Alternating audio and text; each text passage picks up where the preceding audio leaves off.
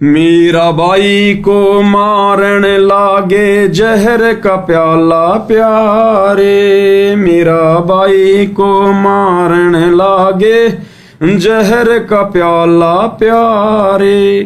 पीवत ही अमृत हो लागे वो हो गया सरद ही यारे। मन तू पावेगा अपनों की यारे, भोगेगा अपना किया रे। मन तू पावेगा अपना किया रे, भोगेगा अपना। मीराबाई को मारन लागे जहर का प्याला प्यारे। मीराबाई का देवर भक्ति विरोधी और मीराबाई को परेशान करता था ताकि ये भक्ति छोड़ दे, क्योंकि वो राजपूत समाज से थी, राठौड़ थी, मीरा राठौड़। और उस समय राजपूत लोग अपनी बहन बेटियों को घर से बाहर जाने नहीं देते थे, अपनी बेइज्जती समझते थे, पर्दे में रखा करते थे। और वो जाती थी भाई सत्संग सुनने मालिक से नाम लेने के बाद में। तो कहते हैं उसका देवर उसको हर प्रकार से दुखी करने लगा, परेशान करने लगा, तरह तरह से मारने के यत्न करने लगा। लेकिन मीराबाई को ज्ञान समझ में आ गया था। मीराबाई नहीं रुकी और हर बार ऐसी दृढ़ आत्मा की फिर भगवान रक्षा करता है, जैसे मीरा की रक्षा की परमात्मा ने। कहते हैं उसको जहर का प्याला लेके तलवार और जहर का प्याला खड़ा हो गया उसका देवर।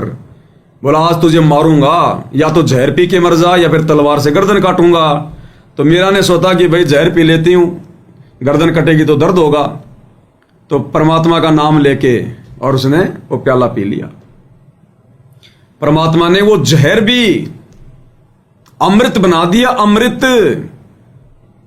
और कहां उस जहर पीने से शरीर में बेचैनी होनी थी, और मीराबाई ने जैसे वो पिया उसका तो हृदय ठंडा हो गया सरद यारे। कालजे में ठंडक हो गई, जैसे ठंडा पानी पी लेते हैं हम लोग गर्मी के टाइम पर, कितना अंदर से हमारे को ठंडा महसूस होता है। परमात्मा ने जहर को अमृत बना दिया। इसलिए गुरुदेव भगवान हमें कहते हैं कि जहर अग्नि तन निकट न आवे और दूरी जात रंगाई। वीर बेताल बाण न लागे यम के कोट ढहाई।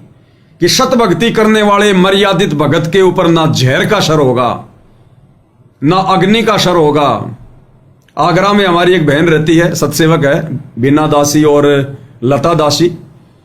आज सुबह हमारे को सूचना मिली, किसी ने बताया कि बारिश का मौसम था, कहीं से कोई सांप वगैरह आ गया होगा, कोई संस्कार था और एक सांप आया और उस लता बहन को काट गया। अब देखो सत्सेवक भाई बहनों को फिर विश्वास हो जाता अपने गुरु जी पर, और भक्ति की शक्ति साथ हमारे साथ में। उसने अपने भगत जी को भी नहीं बताया रात को कि मुझे सांप काट गया, परमात्मा पे विश्वास रखा, उसने अपनी भक्ति में लगी रही। और जब सुबह तक कुछ भी नहीं हुआ तो फिर अपने पति को बताया उसने, भगत जी को। पहले वहां के आगरा के कोऑर्डिनेटर थे वो, क्या नाम है भगत जी का, उनकी पेठे की दुकान है आगरा में, पेठे की दुकान है, सुशील भगत जी, सुशील भगत जी है शायद उनका नाम, सुशील है या ऐसा है, सुशील गुप्ता, सुधीर भगत जी नाम है उनका। सुबह बताया कि मुझे सांप खा गया और कुछ नहीं हुआ परमात्मा के आशीर्वाद से। तो परमात्मा जहर को भी निष्क्रिय कर देता है। विश्वासी आत्मा कहे कबीर सुनो भाई साधु मैं तो हूं विश्वास में। अब उस लता बहन की मर्यादा काम आई, अपने गुरु जी के ऊपर दृढ़ विश्वास काम आया। ऐसे परमात्मा रक्षा करेगा अपने सत्सेवक बच्चों की, अपनी मर्यादित आत्माओं की। एक सत्संग में गुरुदेव ने हमें यही बताया, गुरुदेव ने हमें एक सत्संग में यही बताया, एक बहन के लड़के को सांप वगैरह खा गया था, वो गुरुदेव के पास में गई। ये बहुत समय पहले की बात है, उस समय भाई और बहनों मर्यादाओं में भगत इतने नहीं थे, लेकिन परमात्मा अपने तरफ से उनको राहत दिया करते थे ताकि ये भक्ति पे बने रहें, एक बार ये मार्ग आगे बढ़े। उस समय के भगत जो पुराने भगत थे मर्यादाओं में नहीं रहते थे, लेकिन फिर भी परमात्मा उनके सो सुख दिया करते थे उनको, क्योंकि वो भक्ति का शुरुआती समय था। अपने तरफ से परमात्मा उनके सौ काम उनके सार रहे थे। उनके बच्चों को नौकरी लगाना, भूत प्रेत की बाधा दूर करना, उनकी भैंसों को ठीक करना, उनकी फसल को ठीक करना, 100 काम परमात्मा ठीक करते थे उनके, ताकि एक बार ये भक्ति मार्ग आगे चले। तो वो बहन गई गुरुजी के पास में, कहने लगी गुरुजी बेटे को सांप खा गया। तो गुरुजी ने कहा कि मैं क्या डॉक्टर हूं क्या, डॉक्टर के पास लेके जाती, नादान मारेगी बच्चे को। तो उसने कहा जी मैंने तो ये सोच लिया आपसे बड़ा डॉक्टर कौन है, तो गुरुदेव ने कहा कि मैंने सोचा ये मारेगी इस बच्चे को। फिर गुरुदेव ने कहा कि कितना टाइम हो गया? बोला गुरुजी 3-4 दिन हो गए। बोला बच्चा ठीक है? बोला ठीक है। तो बोले बेटी फिर क्यों चिंता करती है? डोंट वर्री, अपने भगवान पे विश्वास रखे, डोंट वर्री। जब इतना विश्वास है तो फिर परमात्मा कुछ होने देगा क्या? तो सुनिए गुरुदेव भगवान के मुख कमल से। 3 ताप के अंदर किसी को ये आते हैं जो श्राप दे दिया, किसी ने श्राप दे दिया, देवता रुष्ट हो गया, को पत्थर प्रेत आत्मा सता रही है, या कोई सांप लड़ जाए, कोई और जहरीला जानवर काट दे, तो वो परमात्मा की कृपा से वो भी असर नहीं हुआ करती। दिल की भक्ति सच्ची चल रही है। एक पिछले समागम पर एक माई आई, कहने लगी जी मेरे बेटे का सांप लड़ गया, सर्प ने काट लिया, वह फिर दवाई नहीं दी। बोला ना जी ना ली दवाई। मैं क्यों? दवाई लेनी चाहिए बेबी, चलो परमात्मा की दुआ भी और दवा भी दोनों काम जल्दी कराया करें। बोली अमनत ना लिया, भगवान से बड़ा कौन है, आपसे बड़ा कौन वैद्य है। मैंने सोची अब मारेगी छोरे ने, वह कद लड़ा था वो, अब 4था दिन है, इतने ठीक है। बोला ठीक है।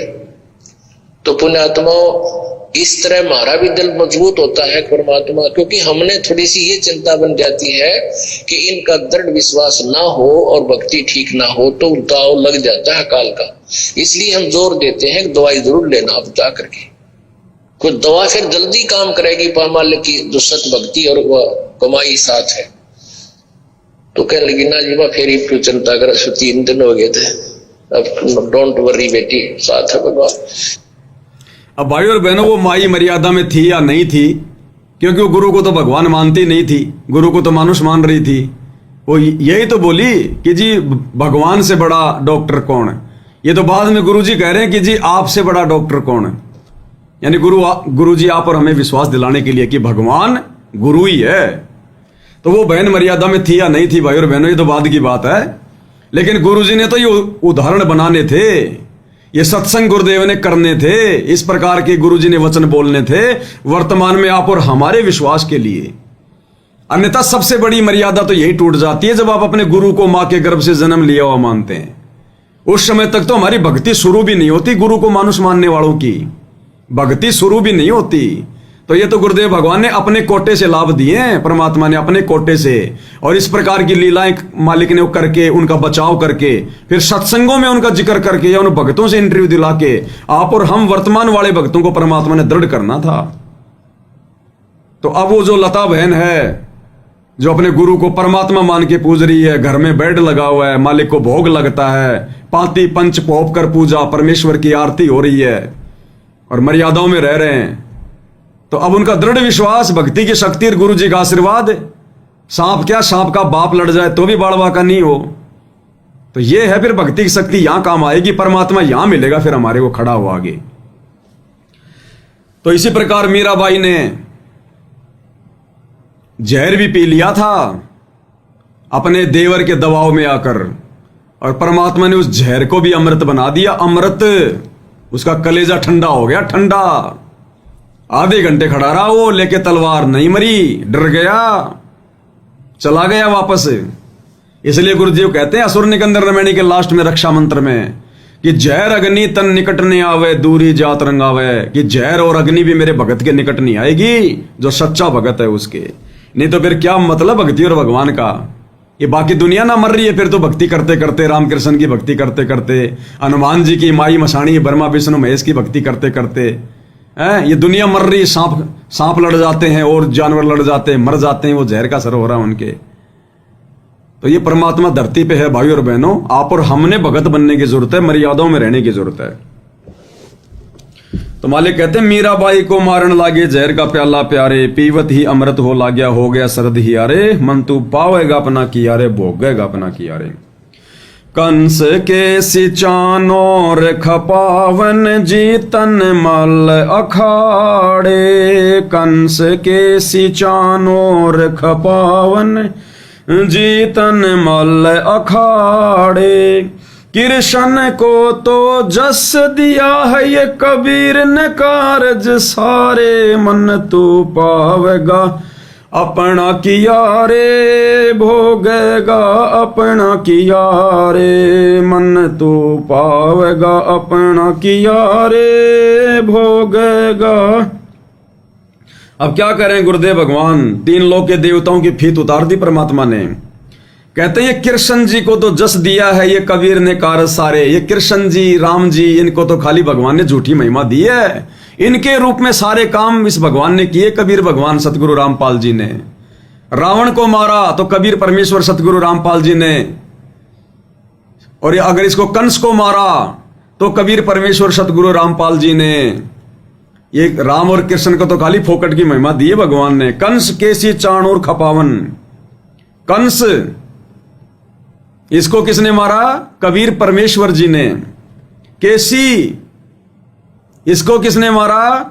ये राक्षस था, ये केसी घोड़े का रूप बना के मारना चाहता था श्री कृष्ण जी को, परमात्मा ने रक्षा की उसकी और इसको मारा। चाणूर उस कंस का, उसके राज्य का पहलवान था, चमार जाति में, शायद चमार जाति में बताया गुरुदेव ने।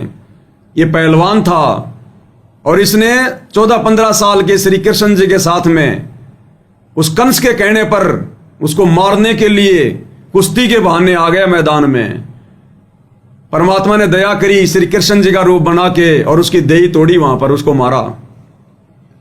और जीतन मल्ल अखाड़ा नहीं, वो कुश्ती में जीता। और श्री कृष्ण जी को तो जस दिया है, फोकट की महिमा दी है। ये कबीर ने कार्य सारे, ये सारे कार्य कबीर परमेश्वर सतगुरु रामपाल जी भगवान ने किए।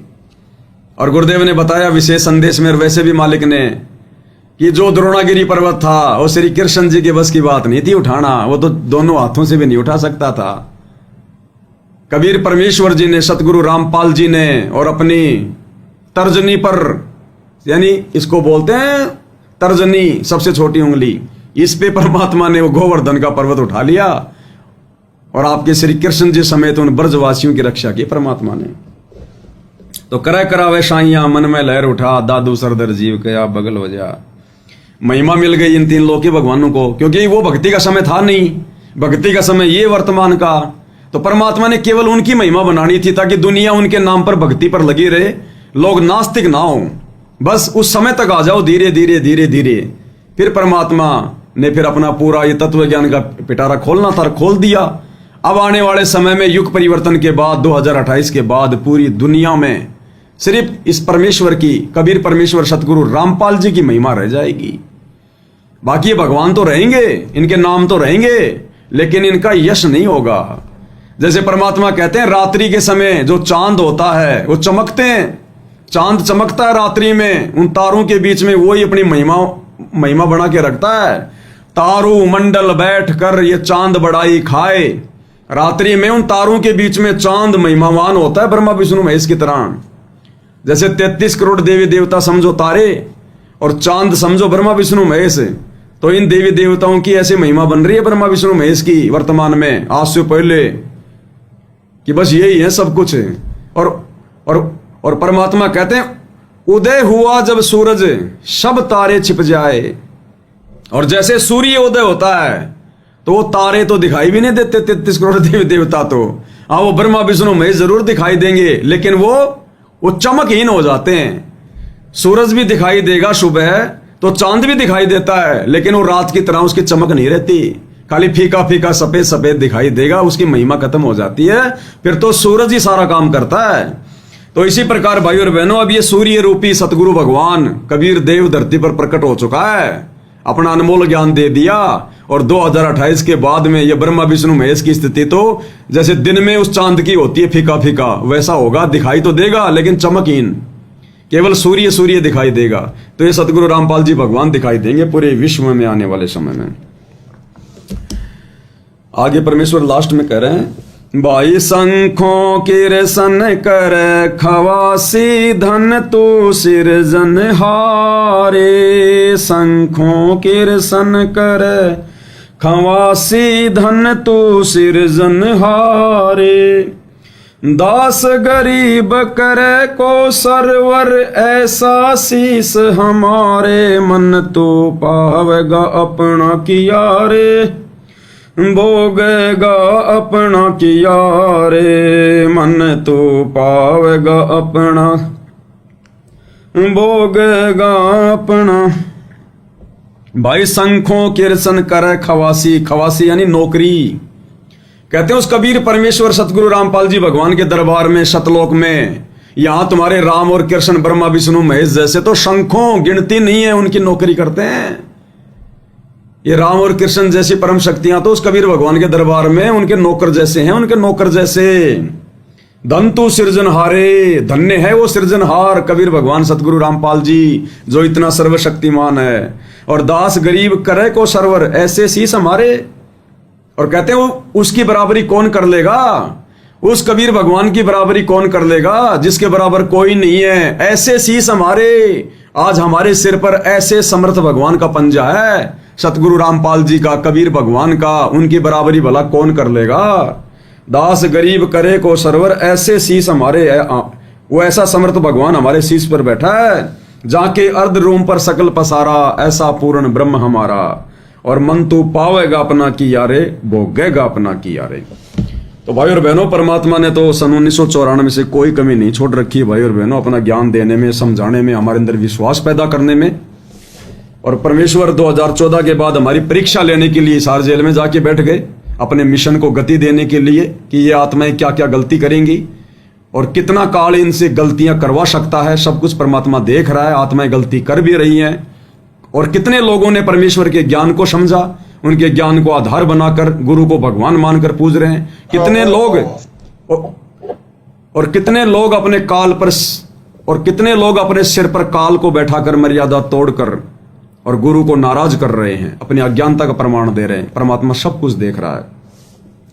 और परमेश्वर ने इसी कश्मकश में बीच में सात संगतियां शुरू करवा दी, क्योंकि परमेश्वर किसी न किसी बहाने, किसी न किसी कारण से परमात्मा अपने बच्चों को हिम्मत देता है।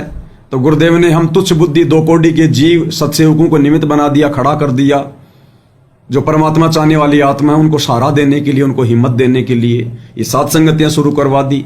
ये गुरुदेव भगवान के आशीर्वाद से, विशेष दया से ही, उनकी रजा से ही भाई और बहनों ये मुंह से शब्द निकलते हैं। परमात्मा वीडियो बनवा रहे हैं, ज्ञान आधारित चर्चा हो रही है, सात संगति हो रही है। अन्यथा आप और हम भी उन आश्रम वालों की तरह दो कोटि के जीव हैं। भला हमारी क्या औकात अगर गुरु भगवान सिर पर ना हो तो परमात्मा की जब तक दया बनी रहेगी, आशीर्वाद रहेगा, इसी प्रकार से परमेश्वर की महिमा करते रहेंगे। बाकी आगे मालिक की मौज, मालिक की मर्जी। तो भाई और बहनों, आज के वीडियो में केवल इतना ही। कल परमेश्वर फिर दया करेंगे तो फिर हाजिर होंगे उनकी महिमा में। तब तक गुरुदेव भगवान हम सबको आज्ञा दें, आशीर्वाद दें, सद्बुद्धि दें। बंदी छोड़ सतगुरु रामपाल जी परमेश्वर जी की जय हो।